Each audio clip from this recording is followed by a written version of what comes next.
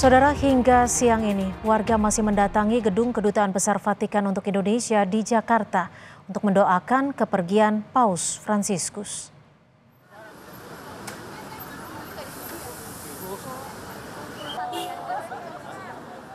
Panas terik tidak menjadi halangan bagi warga yang ingin mendoakan kepergian Paus Fransiskus di Kedutaan Besar Vatikan untuk Indonesia di Jakarta.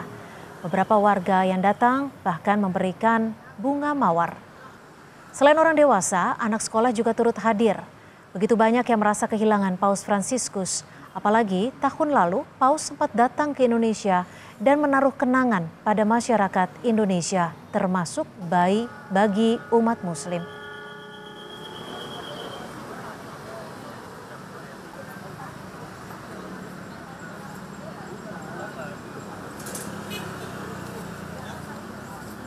Melihat beliau waktu dengan Bapak Menteri Agama yang pada waktu itu masih sebagai imam besar, itu begitu humanisnya keluar, itu saya terharu sekali gitu. Jadi sehingga dengan berpulangnya Bapak Paus, saya menyempatkan diri untuk ikut datang memberikan pelepasan jenazah.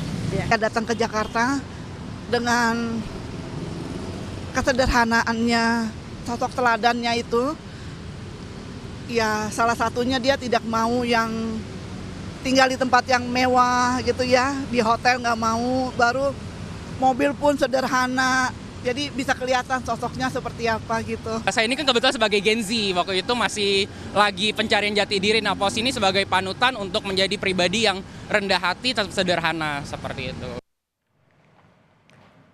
Wakil Kepala Badan Penyelenggara Haji Dhanil Anzar Simanjuntak dan Menteri Luar Negeri tahun 2014-2024 Retno Marsudi juga terlihat mendatangi Kedutaan Besar Vatikan di Jakarta, mendoakan kepergian Paus Fransiskus.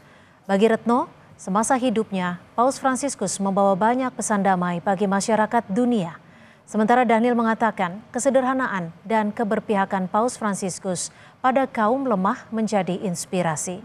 Salah satunya sebelum meninggal, Paus menyerukan serangan Israel di Gaza segera dihentikan.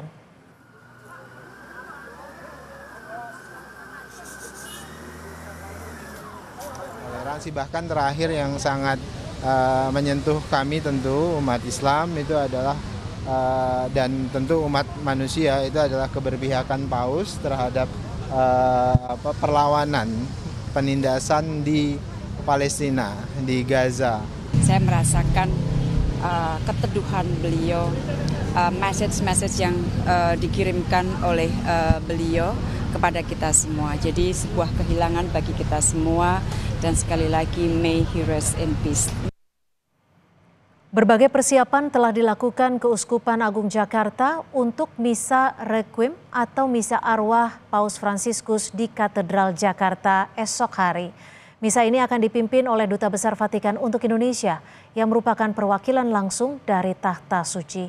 Katedral juga menyiapkan 2.500 kursi untuk umat yang akan mengikuti misa. Untuk khusus besok itu dilakukan tanpa registrasi dan umat memang silakan terbuka untuk siapapun yang ingin bergabung. Namun nanti perlu diingat bahwa adanya keterbatasan tempat, walaupun kami berusaha untuk bisa mencukupi karena kami sudah dirikan tenda yang akan diisi oleh kurang lebih 600 kursi di depan, kemudian di dalam gereja sekitar 700, kemudian di Plaza Maria sekitar 400-500 dan Geraha Pemuda Lantai 1 sekitar 450. Jadi kemungkinan kita akan bisa menampung hingga 2.500 umat. Gereja Katedral Hati Tersuci Maria Kota Manado, Sulawesi Utara mengibarkan bendera setengah tiang di halaman depan gereja sebagai wujud masa berkabung atas wafatnya Paus Fransiskus. Pengibaran bendera tahta suci berwarna kuning dan putih ini juga sebagai bentuk penghormatan terhadap Bapa Suci Paus Fransiskus. Sebanyak 9 tiang bendera ditancapkan di halaman depan gereja bersama foto di baliho yang menampilkan wajah Paus Fransiskus. Tak hanya di luar, di depan altar gereja juga terpasang foto Paus Fransiskus.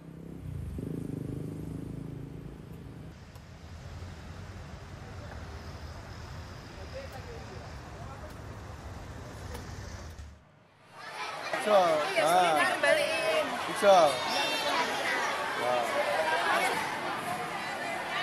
Di Solo, Jawa Tengah, saudara, para siswa Sekolah Dasar Pangudi Luhur Santo Timotius Solo menggelar kirap duka untuk mengenang Paus Fransiskus. Sambil membawa foto Paus Fransiskus, para murid berjalan menuju Gereja Santo Antonius yang berada tak jauh dari sekolah. Kirap diakhiri dengan ekaristi sekaligus doa untuk Sang Bapa Suci.